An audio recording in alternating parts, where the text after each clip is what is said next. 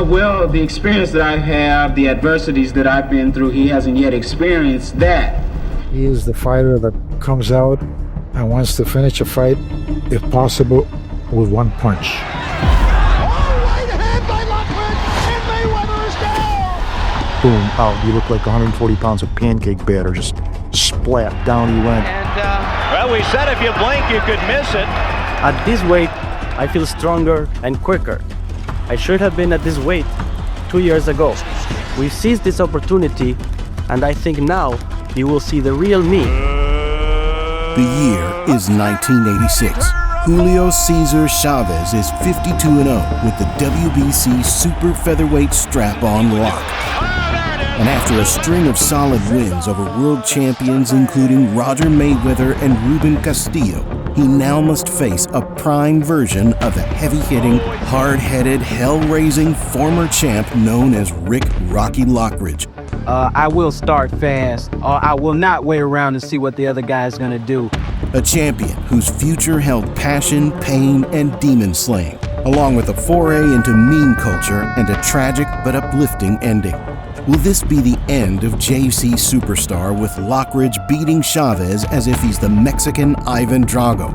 Or will Julio treat Rocky like Apollo did Balboa in '76 and win a war of attrition by way of youth, skill, and unbreakable confidence? Let's get into it. In '86, Chavez was yet to become the global superstar he was destined to become, but he was well on his way. After building up a pretty record of 52-0, the prospect of him going 100-0 like he promised still seemed like a long shot, but was getting less laughable by the day. Right hand. You won't see Sandoval get up from this one. Julio Cesar Chavez. Now we know who you are. Julio's resume was improving significantly each year. Now, if he could weather the storm of the man who just gave Wilfredo Bazooka Gomez hell, it proved he was truly at the highest echelon among the super featherweights of his time. You ever watched Julio Cesar Chavez? One of the greatest of all time. With a style that implored his opponents to waste their energy unloading their biggest shots on an immovable object, Chavez was underrated in almost all aspects.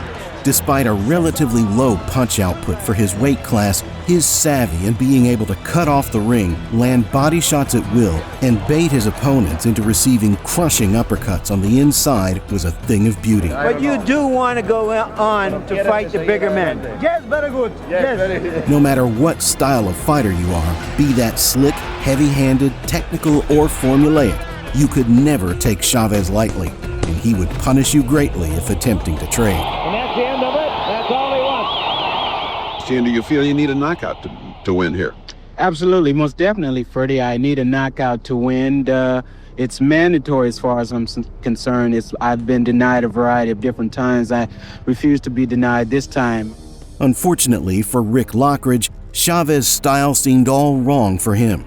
His movement was average at best. His volume was lower than a vinyl without speakers, and his greatest attribute, his power, was being tested against arguably the sturdiest chin boxing has ever seen. And whatever else you can say, if that he's awkward and too defensive, he can punch. That right hand, which may be the biggest punch in all of boxing, is crowd-pleasing. The left hit, the right hits, the uppercut hits, the right hits again. This is going to be over. He would take your best punch, spit in your eye, and then kick your ass. Rocky broke my nose in the first or the second round. He broke my eardrum in about the third. Controversial Ozzy Ocasio decision.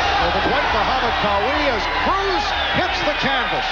Many were rooting for the American champion who'd seen an aforementioned unlucky decision against the Hall of Fame legend Bazooka Gomez last year. Where the hell do they get off giving him the last round? They give Gomez the last round. He punched him full of holes the last round. He punched him full of holes the 11th round. Sure, he relaxed in his middle round, but he didn't lose his goddamn fight. Rocky was also a man who, like many 80s boxers, would soon fall victim to the trials and tribulation of the party lifestyle. taking any substance he could get his hands on and damaging his body and mind for many years to come. Hey, Papa. Hey, bro, can you loan me $1? Give me a quarter. I do not know who you are. People tell me that you are the champ. The champ of what? The big night arrived on August 3rd of '86, and as the two men enter the ring, Chavez looks comfortable and charismatic, while Lockridge seems locked in and ready to prove his unwavering talent against a one-of-a-kind legend of the sport. The two great men showed respect with a touch of gloves, and the fight was underway before long. As you saw, Chavez weighed in at 130 pounds, Lockridge at 129. It is scheduled for 12 for the WBC Super Featherweight Championship. Rocky has not come out with the zeal and banging ability that he talked about. He's throwing soft punches for some reason. Well, there's no secret that he can bang. That he can do. Expecting a counterpunch and not therefore committing himself fully to it with his power.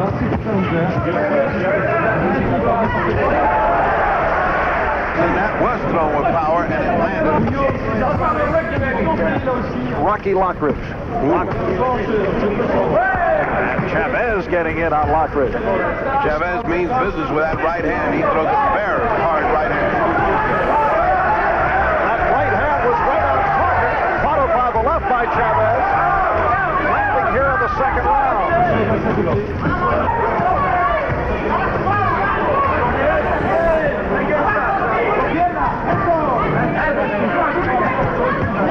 Nice combination by Lockridge. Final seconds of the round. Round 3 is highly competitive after a stronger record from the reigning champ.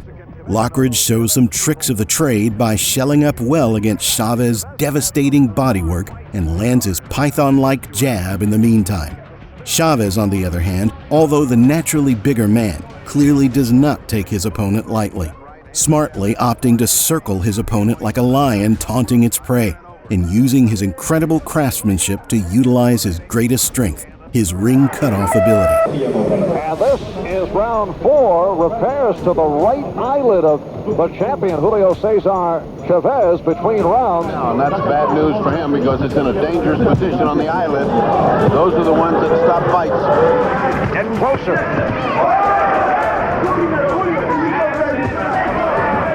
Lockridge breathing hard from the mouth now, even though it's just the 4th round. Lockridge doing much better than he's done in the previous 3 rounds. He stepped up the action. He's almost got it into me or you kind of confrontation. Rocky is winning this round.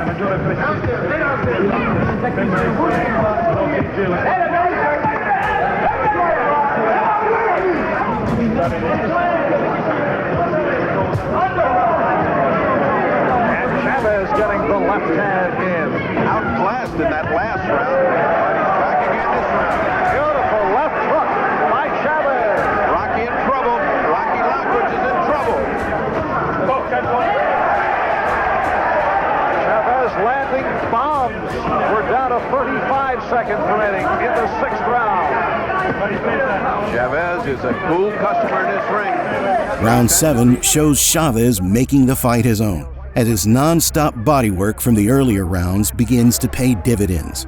Lockridge's defense seems shakier, and Chavez's right hook creates trouble whenever it's unleashed. Left hook by Lockridge and a right by Chavez. The fight now becomes cagier by the minute. Sharp, accurate, and right to the point of the jaw. Monte Carlo. Beautiful combination by Rocky Lockridge. Beautiful exchange of combinations. With just under a minute remaining. Most of his fights have gone 4 or under. Now they're telling Rocky he's got his 2nd win. In an effort to ward off Chavez with the uppercut. The last one shows signs of giving up the ghost. Here in Monte Carlo, they are stopping the clock. So Julio Cesar Chavez is a early in the bout, and no further damage done. And there's the uppercut again.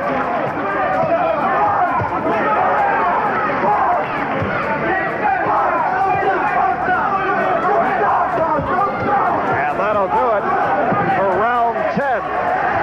We'll be back in a moment. He does look like he's having a wonderful time. He looks fresh. He's landing those crisp punches of his because Chavez, who can really bomb with the best, has landed wonderful right hands and a number of uppercuts without damage.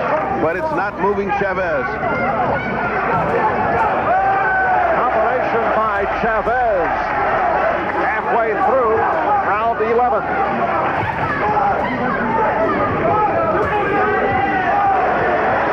Nice exchange. From Puerto Rico and one from Belgium. Good right hand by Lockridge.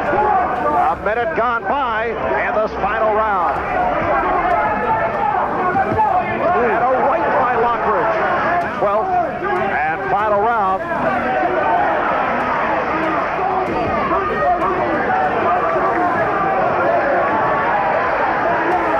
He has not gone into the killer punches that he usually has.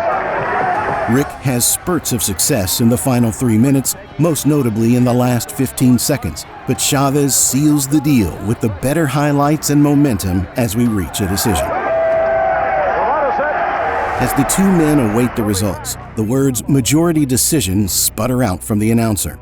But while it's clear, a tad of fear washes over JC's corner. The breeziness of Don King and Julio keeps fans assured of a sure victory, and the undeniable truth soon presents itself. Lockridge, did you think that was your fight? Yeah, I thought I had edged him out, Freddie. He's a very courageous champion. But even though giving him the benefit of the doubt, I thought I edged him out. Rocky came up slightly short against one of modern boxing's most splendid Hall of Famers. Still, he wasn't done yet. He became the IBF champion of the super featherweight division just a year later by defeating the underrated Australian veteran Barry Michael. He followed it up with solid title defenses before losing his belt to the highly talented Tony Lopez. There's that right hand from Lockridge sending Lopez down. Lockridge, after his boxing career, unfortunately fell into the same pitfalls as many boxing greats of the 80s, and that is addiction.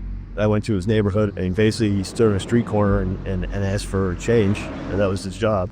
Hey, Papa. Hey, bro. Can you loan me $1? Give me a quarter. But there was a light at the end of the tunnel in his final years.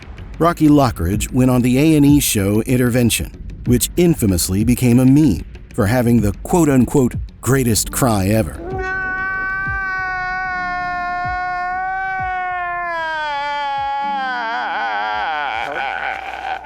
But while the world made fun of him, Rocky finally made peace with his family after years of neglect, trauma, and separate paths. Rocky got out of the streets and sorted out his family life before passing in 2019. So while many know him as a man who made a funny face or a forgotten boxer of the late 80s, the people who truly know Rocky see him for the hero he was. A man who rose to the top, fell to the bottom, and was reborn like a phoenix from the ashes of his troubles when it mattered most.